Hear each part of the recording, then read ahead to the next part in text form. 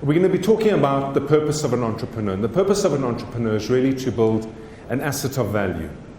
And in order to build an asset of value, there's a formula that goes P3 times D3 to the power of L. So we're going to unpack all these elements, and I think in the process you're going to find a lot resonates with you on each of these formula elements per se. The first thing is, well, what is an asset of value? Now, about 6 years ago, I think it was, an entrepreneur by the name of Clive walked into my office and he sat down. At that stage, he was around 63, 64, and he had started his business in the early days of when IBM was first in the country. IBM decided it was going to leave South Africa as part of sanctions, but it didn't want to lose all its clients, and it felt obligated to look after its clients. It was concerned about its brand, and it didn't know what the future held. If it came back in, it wanted to maintain good brand experience, per se. And Clive at that stage was a youngster. He was in his early 20s, and he was one of the technicians that was involved in joining computers. So it was networking. And networking is a horrible business. Anyone who's in it knows that you can never ever get it right. You can't get it right because software develops. People like Pastel develop new software that now sits online. Hardware can't keep up with it. The networking doesn't work effectively. New hardware devices come out from businesses like yourselves, and it's catch up all the time. So it works for a period of time, but mostly it breaks. Clive was very good at this business. He knew how to look after his customers. He bent over backwards. He was a technician par excellence. He really had a feel for the ghost in the machine. Anyway, it got to a point where he built his business up to a staff component of around 58, 59, 60 people. And for a networking business, that's a significant private business. He was fortunate in that he put his kids through private schooling. They would go away for a family holiday every year. Every so often they would go overseas. Clive did well. He did well. About 4 years before I saw him, he had a small little heart attack. And that really scared the wits out of him. And he started to think, well, how much longer can I continue with this? Because the pressures of that business are remarkable. And the draw on him as an individual was becoming impossible. Lo and behold, there was a knock on the door. And when he opened it, he discovered that it was a knock made by one of the big listed IT businesses that are based out there in Midrand. And they turned around and they said to him, Clive, we've been watching you over the last couple of months, years. We like the agencies you've secured. We really like the customers that you've built into. You're strongly located in the medium-sized enterprise space. We want to start digressing ourselves or moving ourselves away from large corporate only and moving into the medium-sized businesses.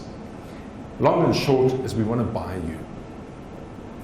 So Clive sat down. He really thought this was manna from heaven.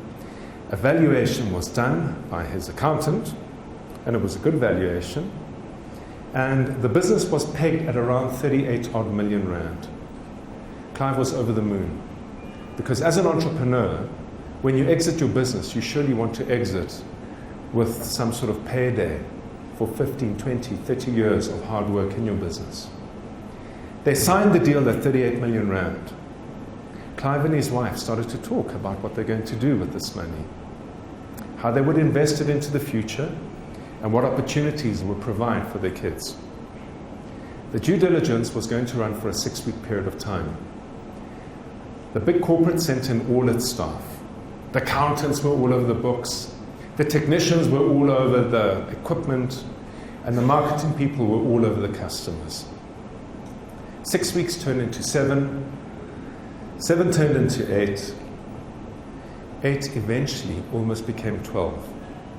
In the 11th week, after a bit of apprehension, Clive was notified that they were coming through to finalize the deal. Things were looking good. Everything's on track. So he spoke to his wife and he said, listen, when you come through to work today, I want you to stop at Furno's. I want you to get chocolate croissants, ground coffee.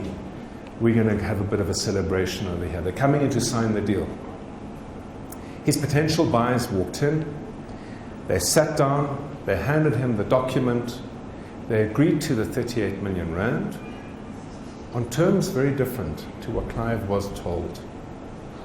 There would be 10 million rand down for the business. And Clive, at the age of, I think it was 63, was obligated to work for either 5 or 7 years, I don't recall the exact number, as a middle manager reporting to a 30-something-year-old at this corporate. Clive could not face this. Not only was he located and living in the south, he would have to schlep all the way to Midrand. The deal was sticky. It had so many terms and conditions that eventually they couldn't go through with it. Today, at the age of 66, Clive is looking for his exit opportunity.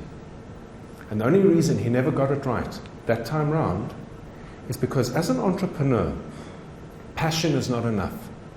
The love of what you do is simply not enough. And we kid ourselves that it is. Purpose is equally important.